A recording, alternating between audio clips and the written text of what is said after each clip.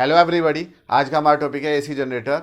AC generator is a device that generates alternating EMF and alternating current. AC generator is a device that converts mechanical energy into electrical energy. कोई भी ऐसी device जो कि mechanical energy को electrical energy में convert कर रही है, साथ ही साथ एसी ईएमएफ और करंट जनरेट कर रही है, उसे हम बोलते हैं एसी जनरेटर। तो एसी जनरेटर का प्रिंसिपल क्या है? It works on the principle of electromagnetic induction. Electromagnetic induction क्या होता है कि अगर किसी भी कॉइल में से पास होने वाले मैग्नेटिक फ्लक्स में कंटिन्यूसली चेंज होता है तो उसके अक्रॉस एक ईएमएफ और एक करंट जनरेट हो जाता है, तो इसी को हम बोलते हैं इलेक्ट्रोमैग्नेटिक इंडक्शन। तो AC generator works on the principle of electromagnetic induction. इसकी कंस्ट्रक्शन कैसी होती है? एसी जनरेटर में स्पेशली एक दो मैग्नेट्स होती हैं, अपोजिट पोल्स ऑफ मैग्नेट हैं, नॉर्थ एंड साउथ। और नॉर्थ से साउथ की तरफ क्या होता है? मैग्नेटिक फील्ड जनरेट होता है। ये यूनिफॉर्म मैग्नेटिक फील्ड है। मैग्नेटिक फील्ड को हमने बी से डिनोट कर रखा है। और इस मैग्नेटिक फील्ड के बीच में ये जो मैंने रेड कलर से शो कर रखी है, ये रेक्टेंगुलर कॉइल होती है। और इस कॉइल में काफ़ी सारे नंबर ऑफ टर्न्स होते हैं। मान लिया इस कॉइल में नंबर ऑफ टर्न्स कितने हैं? एन नंबर ऑफ टर्न्स हैं। इस कॉइल को हम बोलते हैं आर्मेचर कॉइल। इस आर्मेचर कॉइल के अंदर, यहाँ पर हमने शो नहीं कर रखा, इस आर्मेचर कॉइल के अंदर एक सॉफ्ट आयरन की कोर होती है।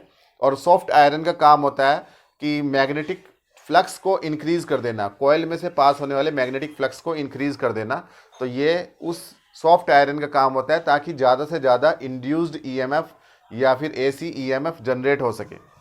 तो दोबारा से देखते हैं कि इसकी कंस्ट्रक्शन क्या होती है। ये टू अपोजिट पोल्स हैं, north and south poles of a field magnet.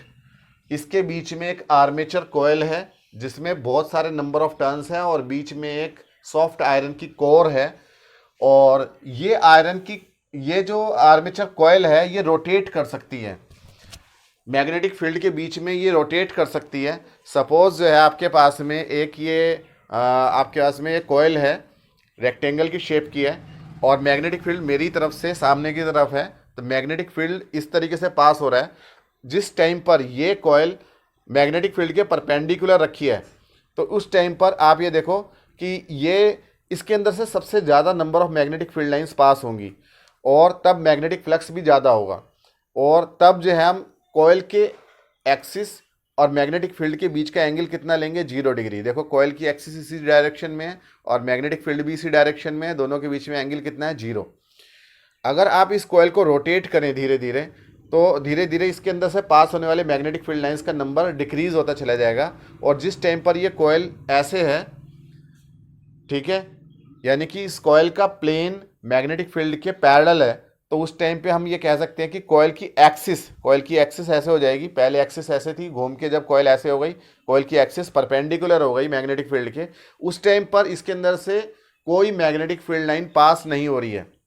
सारी मैग्नेटिक फील्ड लाइंस कुछ ऊपर से पास हो रही हैं, कुछ नीचे से पास हो रही हैं। तो मैग्नेटिक फ्लक्स कितना हो जाएगा? 0। तो दैट मीन्स अगर हम किसी कॉइल को मैग्नेटिक फील्ड में रोटेट करते हैं, तो रोटेट करने की वजह से बार बार उसके अंदर से पास होने वाला मैग्नेटिक फ्लक्स इंक्रीज होता है और फिर डिक्रीज होता है, 0 हो जाता है, फिर वापस इंक्रीज होता है और फिर डिक्रीज हो जाता है। तो इस तरीके से अगर हम इस कॉइल का नाम है small a, b, c and d। अगर हम इस कॉइल को रोटेट करते हैं किस एक्सिस के अबाउट? ये वाली एक्सिस के अबाउट। ये मैंने डॉटेड लाइन खींच रहा हूँ, ये एक्सिस ऑफ रोटेशन है।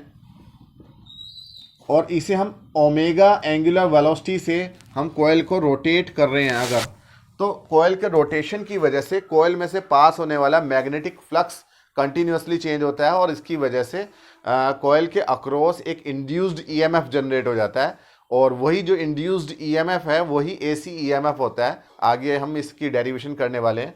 तो कुल मिला के हम इस कॉइल को ओमेगा एंगुलर वेलोसिटी से रोटेट कर रहे हैं। और जब कॉइल रोटेट करेगी तो यहाँ जो इसके कॉइल के जो किनारे हैं ये वाले, ये भी रोटेट करेंगे। तो ये अगर हम डायरेक्टली किसी चीज़ से जोड़ दें एक्सटर्नल सर्किट में कॉइल के एजेस को, तो ये एजेस टूट सकते हैं, सर्किट ब्रेक हो सकता है। तो उसके लिए हम यहाँ पर स्लिप रिंग्स लगाते हैं। स्लिप रिंग क्या होते हैं? एक मेटेलिक रिंग होता है, ठीक है, होलो रिंग होता है। और इस तरीके से जैसे अगर आप इसे एक मान लें, रिंग मान लें, तो ये रिंग जो है इस कॉइल के साथ में कनेक्टेड है। जब कॉइल जो है रोटेट करती है तो ये रिंग अपनी ही जगह पर इस तरीके से घूमता रहता है। यानी कि इस रिंग के का कनेक्शन देखो आप, ये वाली आर्म का कनेक्शन पहले वाले स्लिप रिंग से है, दूसरी वाली आर्म का कनेक्शन इस खोखली स्लिप रिंग के अंदर से होते हुए इस दूसरी वाली स्लिप रिंग से है। तो यहाँ दो स्लिप रिंग्स हैं और ये स्लिप रिंग्स इस तरीके से अपनी एक्सिस के अराउंड एक ही जगह पर घूमती रहती हैं और कंटिन्यूसली कनेक्शन प्रोवाइड करती हैं एक्सटर्नल सर्किट में। इन स्लिप रिंग के साथ में ये ब्रशेस जुड़े होते हैं, मेटेलिक ब्रशेस होते हैं। एक्चुअली जब ये इस तरीके से घूमेगी तो यहाँ पर एक मेटल का पीस है जो इसे कंटिन्यूसली टच कर रहा है स्लिप रिंग को, और टच करने की वजह से लगातार ये कनेक्शन एक्सटर्नल रेजिस्टेंस आर में बना हुआ है।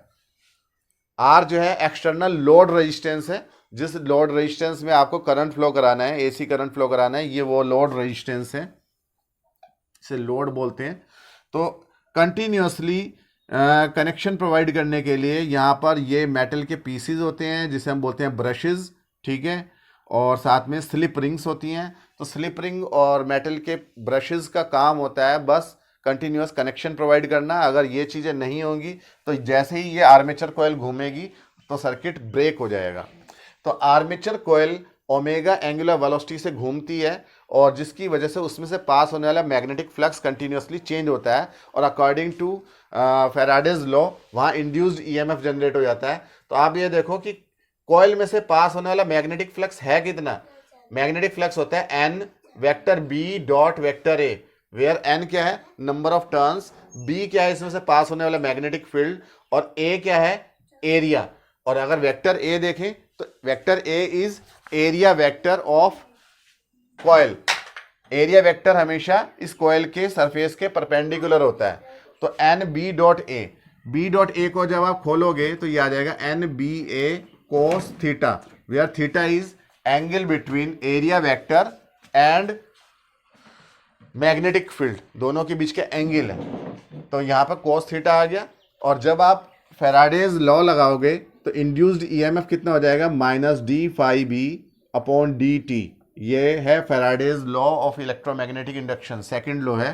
तो आप यहाँ पर इंड्यूस्ड ईएमएफ निकालना है तो आपको इसका डिफरेंशिएशन करना पड़ेगा। तो minus D upon D T N B A cos theta, theta के प्लेस पे आप लिख सकते हो ओमेगा टी। कैसे, आपको पता है angular velocity omega is equal to angle theta upon time t. तो थीटा इज इक्वल टू होता है ओमेगा इंटू टी। तो यहाँ पर आपने थीटा के प्लेस पे ओमेगा टी रख दिया। एन बी ए जो है वो कांस्टेंट है, डिफरेंशिएशन में से बाहर निकल जाएगा। तो माइनस एन बी ए डिफरेंशिएशन किस चीज़ का होगा, सिर्फ और सिर्फ कॉस ओमेगा टी का। और जब कॉस ओमेगा टी का आप डिफरेंशिएशन करेंगे तो वो क्या आ जाएगा, कॉस का होता है माइनस का साइन, माइनस का साइन ओमेगा टी, और ओमेगा टी का दोबारा से करेंगे तो ये आ जाएगा ओमेगा। तो माइनस माइनस हो जाएगा प्लस, तो आपके पास में फॉर्मूला आ जाएगा एन बी ए ओमेगा साइन ओमेगा टी। ये आपके पास में इंड्यूस्ड ईएमएफ आ गया। इंड्यूस्ड ईएमएफ की मैक्सिमम वैल्यू क्या होगी, जब साइन ओमेगा टी की वैल्यू 1 होगी। साइन ओमेगा टी की वैल्यू 1 और -1 के बीच में चेंज होती है। तो ई की जो मैक्सिमम वैल्यू होगी उसे हम ई नोट से दिखाएंगे। तो इज इक्वल टू हो जाएगी एन बी ए ओमेगा, साइन ओमेगा टी की जगह हमने 1 रख दिया। तो आप ये देखो, अगर हम इस मैक्सिमम वैल्यू को एन बी ए ओमेगा की जगह पे हम रिप्लेस कर दें तो इक्वेशन नंबर 1 और 2 से हमारे को क्या मिल जाएगा, E is equal to E naught sine omega t, जहाँ ई क्या है induced EMF across B1 and B2, या इस लोड के अक्रॉस इंड्यूस्ड होने वाला ईएमएफ, और ई नोट क्या है उसकी मैक्सिमम वैल्यू। तो E is changing sinusoidally, sinusoidally ये चेंज हो रहा है। अगर हम ग्राफ खींचें ई और टाइम के बीच में, इंड्यूस्ड ईएमएफ और टाइम के बीच में, तो हमें ग्राफ कैसा मिलेगा कि अगर हमने एक तरफ ले लिया टाइम, दूसरी तरफ हमने ले लिया इंड्यूस्ड ईएमएफ, तो ईएमएफ जो है वो साइनोसॉइडली चेंज होता है, ये एक साइन का ग्राफ होता है। दैट मीन्स जो है ये बार बार अपनी डायरेक्शन को चेंज कर रहा है। अगर हम ये देखें, ये लोड रेजिस्टेंस है और इस लोड रेजिस्टेंस में से करंट पास हो रहा है, तो बार बार करंट की डायरेक्शन चेंज होती रहेगी। करंट पहले एक डायरेक्शन में फ्लो करेगा, ये पॉजिटिव हाफ साइकिल के लिए, नेगेटिव हाफ साइकिल के लिए करंट की डायरेक्शन चेंज हो जाएगी। साथ ही साथ ये जो करंट है इसकी वैल्यू 0 से एक मैक्सिमम वैल्यू तक बढ़ेगी और फिर उसके आने घटेगी, फिर रिवर्स डायरेक्शन में चेंज होगी। तो ऐसा करंट जो कि कंटिन्यूसली अपनी वैल्यू को चेंज करता रहता है उसे हम बोलते हैं ऑल्टरनेटिंग करंट। उम्मीद है कि आपको ये समझ में आया होगा। मिलते हैं अपनी नेक्स्ट वीडियो में, तब तक के लिए थैंक यू।